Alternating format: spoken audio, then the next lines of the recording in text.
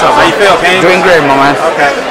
Talk about, there was some little bit of tension there when they talked about feeling disrespected. You kind of I thought you kind of held your tongue back a little bit. Did you? Like you want to say more about it? What can we say? And I'm just finding out. I know. Any fighter, myself, one of my fighters, I would probably feel disrespected too if I hear my opponent saying he wants to fight other fighters and already talking about future fights. I understand their point too, but all Mikey's doing is answering questions. That's what people want to know. Lomachenko, Spence, because Mikey brought it up one time, and now everybody wants to know about him fighting Spence. And all you guys that are talking about future fights is because you guys have. I'm probably thinking you guys have Mikey as a favorite to win this fight. I don't know. He's a favorite. I might be okay. That's what I mean. Common sense, whatever you guys think Mike's doing. So yeah. So you guys are asking questions about Lomachenko, Spence, or whoever's out there. I think we're just answering questions. If you ask me, I'm not challenging Spence. I want Mikey to hold back on that fight. I would want Mikey to wait, and if you ask me, I'd rather get Lomachenko first before anybody else. He's considered one of the best pound for pound fighters, if not number one. He's probably number two. That'd be the fight that I want before Spence. How would you rate Mikey Garcia's resume? It's been criticism. I think he's fought a lot of world champions. When he became champion the first time, he beat a world champion. He beat a world champion. I think all of the 4 titles that he's won, he's beat the world champions. He hasn't got a vacant title, an interim title where then he becomes a champion. He beats the champions. Whoever the champions are, they are world champions. So I think his resume is good. Has he fought, would you say, an A-level opponent? And if you believe so, who is he? Well, Adrian Broner's probably the biggest name he's fought. But Mikey's last fight against Lipinets, the way, I was actually watching the fights last night, and Lipinets, he fought really good. He had really good skills, very tough. So I can't say he's not an A-level champion. He was a champion. You know what I mean? So, at the time when Mikey beat Salido was the man at featherweight, and Mikey was clearly beating him until Salido headbutted Mikey and broke his nose. But I think Mikey was on his way to winning the fight convincingly. So I think the resume is pretty good. Kind of going back to Kevin's comments about the disrespectfulness of overlooking Robert, do you think he genuinely feels disrespected, or is this something that maybe is just a tactic to make his fighter kind of motivate himself a little bit more? Look, every trainer has to find a way to motivate his fighters. I'm not saying Robert Isner is not motivated, but when nobody in the media or nobody in the press gives you a chance, and you hear it, you hear every media asking Mikey about Lomachenko and Spence. That's pretty much counting, not giving Robert Isner a chance.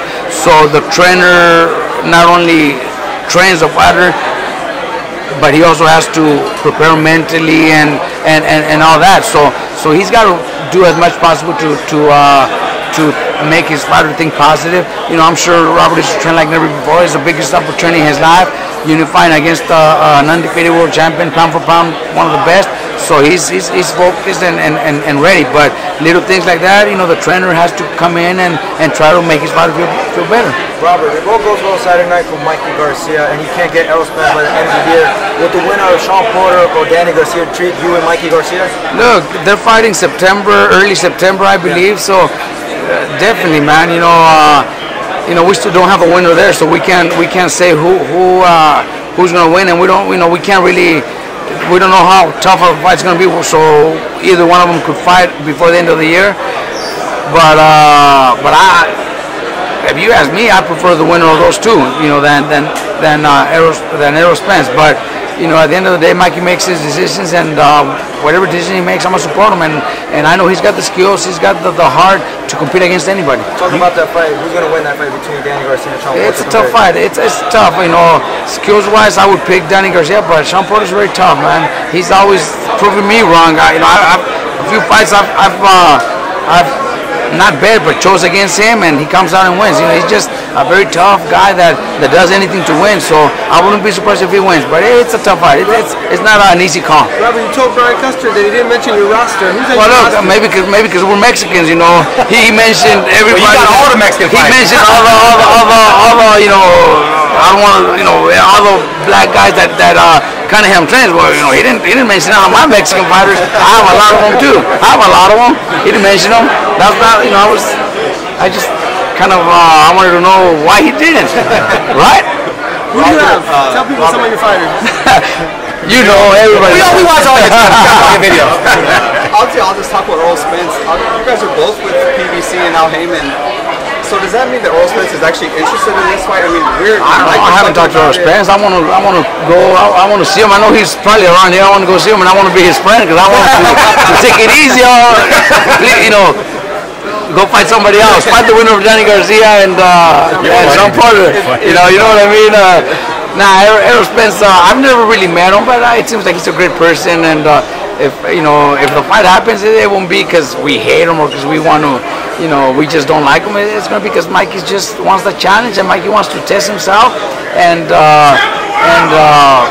you know, my job, my father's to train Mikey and get him in the best shape of his life, and you know, pull off the upset. You know, because it will be an upset. And Mikey said it in the press conference. You know, every time Mikey fights, he's supposed to win already. So he wants a challenge where he's not supposed to win, and he goes out and pulls it out. That's what he wants. And I don't know. Maybe at 135, the only fight that there'll probably be 50-50, or maybe a little bit more leaning towards Lomachenko if that was to happen. But I don't see that happening anytime soon. You know, Bob Arum and ESPN. I think that fight is only going to happen when it's that big where they're forced to make it. I don't think it's going to happen soon. So that's why Mike is probably leaning towards Errol Spence. That's my next question is, I guess, I mean, if it's not Errol Spence, and like you said, Lomachenko does seem a few years away, who is it then? Or is it just kind of I think it is going to be Spence. I think it is going to be Spence, man. The way it looks, that's the fight that one Mikey wants, and I'm pretty sure that's the fight that's probably going to happen. I've never seen you you don't seem juiced about that matchup at all. I've never seen you kind of like because I'm maybe after Saturday night I'll be a little more juiced. Right now I'm focused, and I don't want to look past Robert Easter. Robert Easter deserves that respect. He's a world champion. He's undefeated, and I'm sure he's in the best shape of his life. So he's gonna do everything that he can do to beat Mikey. So if that happens, then there's no what would we been talking about Errol Spence? We got to beat Robert Easter first. After that, then I'll be more than happy to tell you that we're ready. We're going to start training right away. We're going to have to get some muscle there for Mikey. Mikey's always been pretty disciplined, right, when it's come to boxing. Given that this is the biggest fight in his career, unification fight, has he done anything different in the gym? Anything that you've noticed physically, mentally? Nothing different, man. I'm going to tell you the only thing different that I added to Mikey's training. And you guys are going to laugh, but this is the first time Mikey does sit-ups. Really? He never does sit-ups. You might see him with a six-pack this time. Well, you won't see a six-pack. But this is the first time Mikey does sit-ups. And he probably did it 2 or 3 times a week. Why is that? He just doesn't do sit-ups. So how does he work on his body? He doesn't do nothing. All he does is he runs in the morning. He runs very hard. That I'll tell you. He runs like a marathon guy. He runs his ass off. And then in the gym, he loves to spar. We don't spar him every day, but he does a lot of rounds. We did probably over 160, 170 rounds of sparring. Mikey loves to go to the gym, spar. Other guys that are getting ready for the fight, for Virgil Ortiz's last fight, Mikey was the one that helped him spar before Mikey's preparation. Then when Mikey's training camp started, then Virgil came in to spar with Mikey. So Mikey's always, sparring is the most thing that he does. We do some mitts also. He does a lot of runs in the heavy bag, but that doesn't excite him. He gets bored doing stuff like that. He just likes to spar. And when it comes to sit-ups, I made him start doing the sit-ups for this training camp. How do you like it? Huh? Did he like it? He doesn't like it. Not a fan? He doesn't. He doesn't do push-ups. He doesn't do sit-ups. He doesn't do weights. He doesn't do nothing. He just does his boxing, his sparring, and running in the morning. So why decide to do it on this fight? Huh? Why decide to start? I'm not looking past Robert Easter, but I already want him to have a little six up for Spence. That fucker goes to the body really good. just fucking around. We saw that video on Ringstar, something about like no carne asada for fighters or something. It was on the Ringstar Instagram. I haven't seen that. Oh yeah, I saw it this morning, but Mikey was in it, and then they gave him a bunch of carrots or something like that. Oh, some dudes, I don't know, some YouTubers. Yeah. I don't even know who those guys are. So but I mean, is he legit gonna have to he's gonna have to pack on the weight? I seen it when they were recording, so I didn't know kind of how the video came out, but yeah, they were just guys, comedians, I guess. I don't even know who they are. But is it like, I mean, if he does fight Earl, he is gonna be like kind of gonna have, like, how are you gonna put on the weight, I guess, successfully? You know what I mean? You're gonna have to ask Victor Conte that. I'm gonna call Victor Conte and say, hey, Walter, what do we need to do? That's what, he's gonna send me whatever he has to send me. Some people misinterpreted, thinking that it was a little jab at Canelo.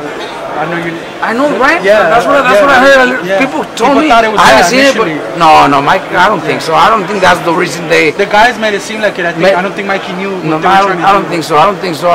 Why would we do against Canelo? You know, Canelo's getting ready for his fight, and you know, it probably seemed like that, but now it was nothing to do with Have you been following him? His videos lately, how he looks and all? Yeah, he's fast, strong. You know, not as big as before, but he is fast and strong. What do you think that means? Because he did say he cut off meat completely. That's what he said.